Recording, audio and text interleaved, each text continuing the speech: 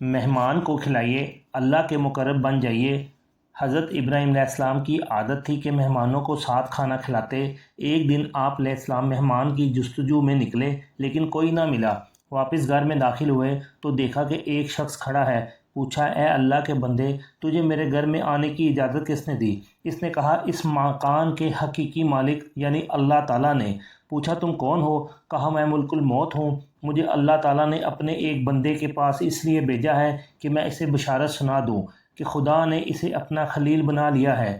یہ سن کر حضرت ابراہیم علیہ السلام نے کہا، پھر تو مجھے ضرور بتاؤ کہ وہ بزرگ کون ہے۔ خدا کی قسم، وہ زمین کے کسی دور کے گوشے میں ہوں گے۔ میں ضرور جا کر ان سے ملاقات کروں گا، پھر اپنی باقی زندگی ان کے قدموں میں ہی گزار دوں گا۔ یہ سن کر حضرت ملک الموت نے کہا، وہ شخص خود آپ ہیں؟ آپ نے پھر دریافت فرمایا، کیا سچ مچ میں ہی ہوں؟ فرشتے نے کہا، ہاں آپ ہی ہیں۔ آپ نے پھر دریافت فرمایا کہ آپ مجھے یہ بھی بتائیں گے کہ کس بنا پر، کن امور پر اللہ تعالیٰ نے مجھے اپنا خلیل بنایا؟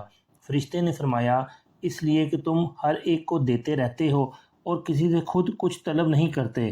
روایت میں ہے کہ جب حضرت ابراہیم علیہ السلام کو خدا کے ممتاز اور مبارک لقب سے خدا نے ملقب کیا، تب ان کے دل میں اس قدر خوف خدا پیدا ہو گیا کہ ان کے دل کا اچھلنا دور سے اس طرح سنا جاتا جس طرح فضا میں پرندے کی آواز۔